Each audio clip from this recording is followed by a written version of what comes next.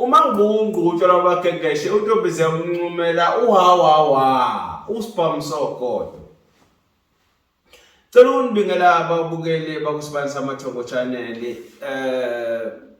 Namhlanje ngifisa sikhulume ngesihloko nje.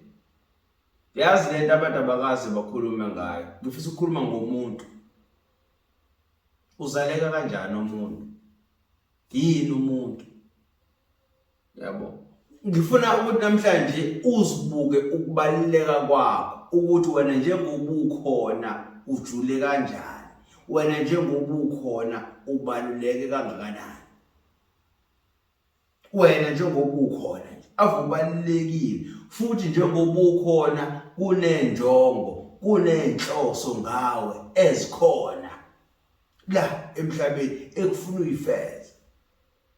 Ngawe uyasebenza, ngawe uyasebenza, ngawe nobizo, ngakhonto nayo kodwa wena ukuba khona kwakho kunenhloso ekhona ngawe. Ngifisa mina namhlanje sikhulume ngokuzaleka komuntu. Uyazi ukuzalwa komuntu kuyinto ejulile kakhulu. Akusiyona lento thina siyicabangayo nesesiyibuka ukuthi iyona. Ngake ngakhuluma ngenye imini ngaze ngakhuluma ngisho nangomphefumulo ukuthi abantu abayazi process yokubuya komphefumulo umuntu mesukelele. Mawusukulele ebusuku usuku usekulungiseleleni kokufa. Wena mawusuku usulala kusuke kwaziwa umphefumulo uzophuma ngaleso sikhathi leso esidunjini. Mawusuku usubuya kufanele ungasigeji isikhathi ekusuke kulotshwe ngaso ukuthi ufuna ubuye ngaso exactly ngaleso sikhathi kufanele ubuye ngoba mawungabuyanga ngenzeka ungavuki. Mawuvukile wona ube late kungenzeka kungavuki wena bese kuvuka enye into kuwena. Lento uyibona ngani? Uyibona ngokuthi omunye umuntu kade simazi ebese eyashintsha ubuyena. Sonke bese siyathuka ukuthi hayibo ngoba lo muntu wengenjena nje yini yamenza waba njena. Kanti uthola ukuthi ngelanga avuka ngalo akuvukanga yena kwavuka idemoni.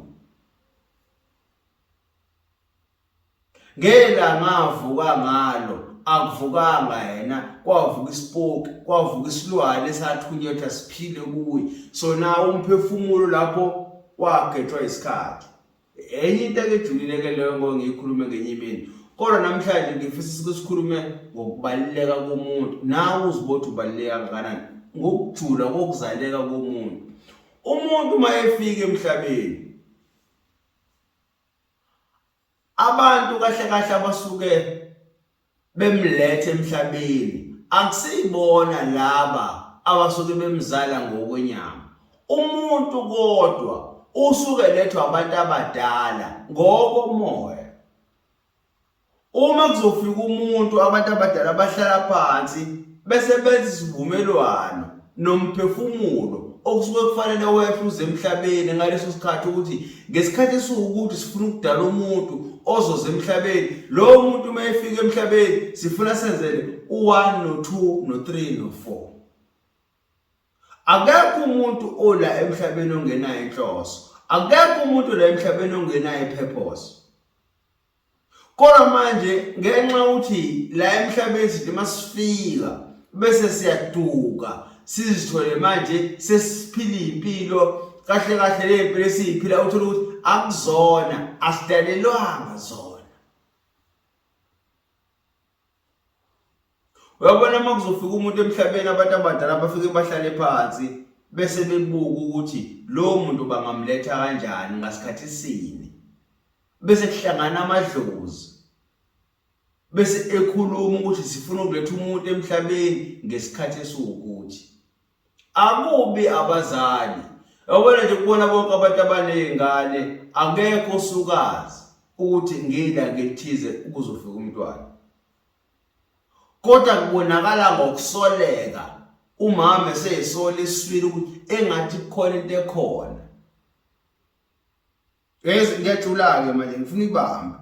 uzwa eswini ukuthi engathi khona into ekhona kodwa usuka yena engahlosile ukuthi ngalelo langa wenzani ukhanda umphefumulo.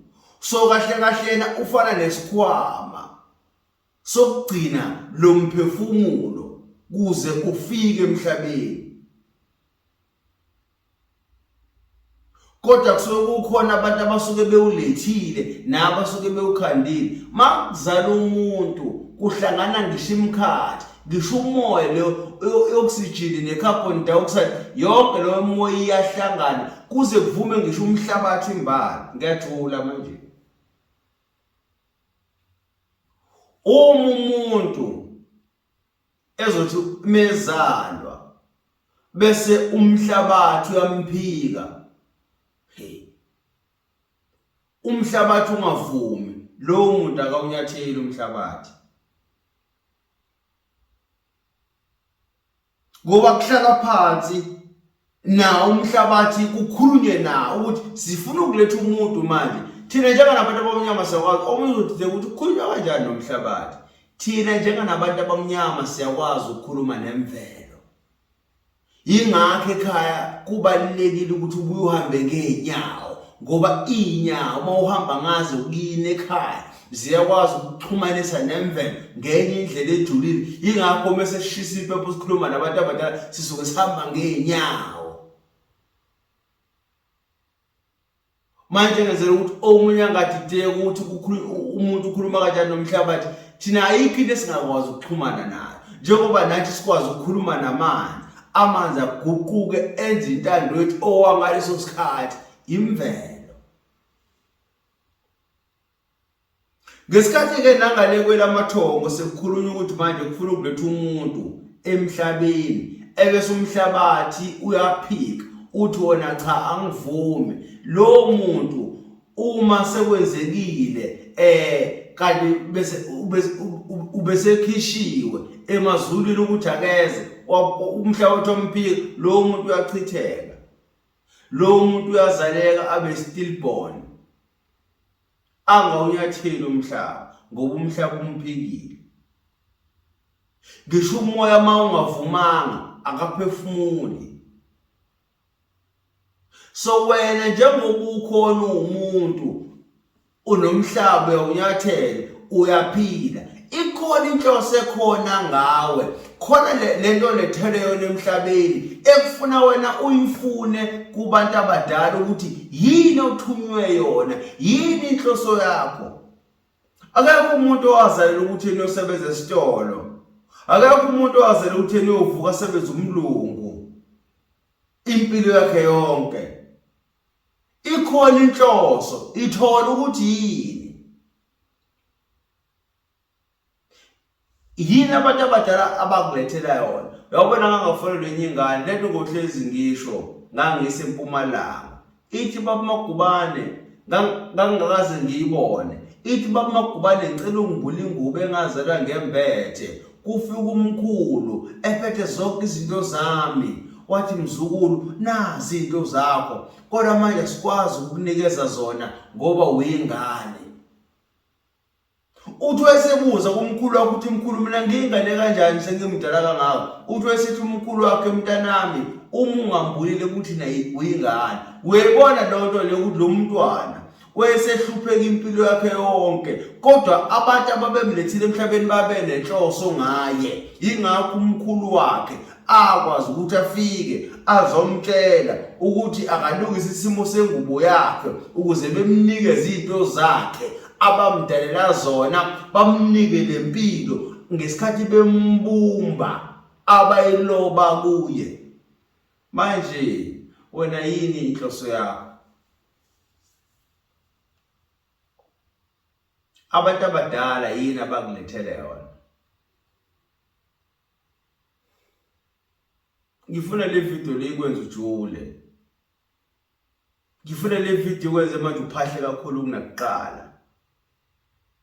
Unomushisa iphepha ukhuluma nabantu abadala usho ukuthi ucela ledlozi okuyilona elavuma ukuthi wena woze emhlabeni. Ngesikhathi livuma ukuthi woze emhlabeni, inhloso yalo kwakuyini? Yini abafuna ukuthi uyenze? Yabona? Yabona masingathola zonke inhloso zethu esilethelwe zona emhlabeni.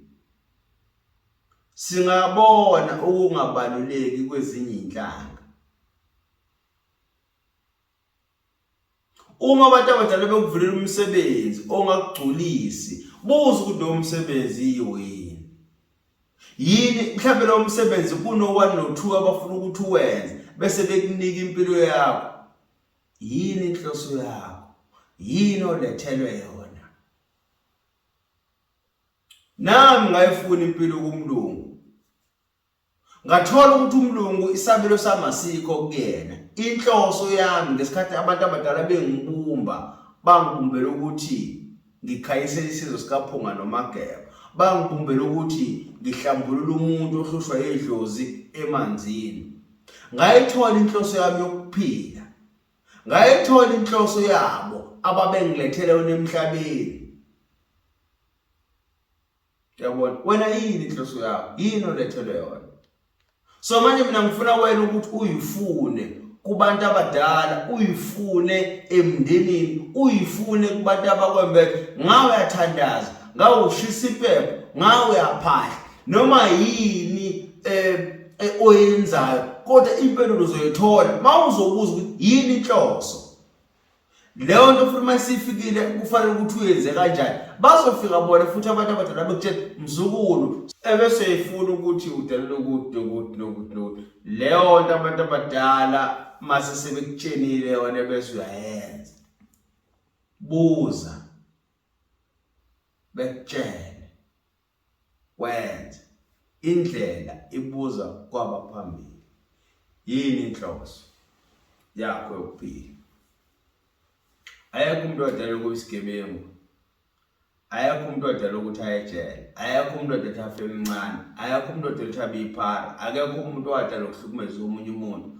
Ayekho umuntu odala ukuthi abisela antshontshe. Yayibona? Wena yini inhloso yakho? Usuyibuzileni kubantu abadala? Yabo. Ngoba into ebusilimaze thina impilo sibe siyifune ngenye indlela esingadalelwanga yona.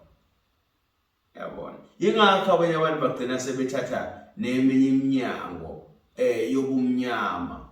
Juju ukuthi bafuna ukuphila impilo le abayibonayo kodwa manje bayiphila ngendlela errong. Wena yini inhloso yakho? Khuluma namadlozi, khuluma nabantu abadala, thandaza, uzoyithola impendulo. Ngoba njengoba ukhona unesizathu.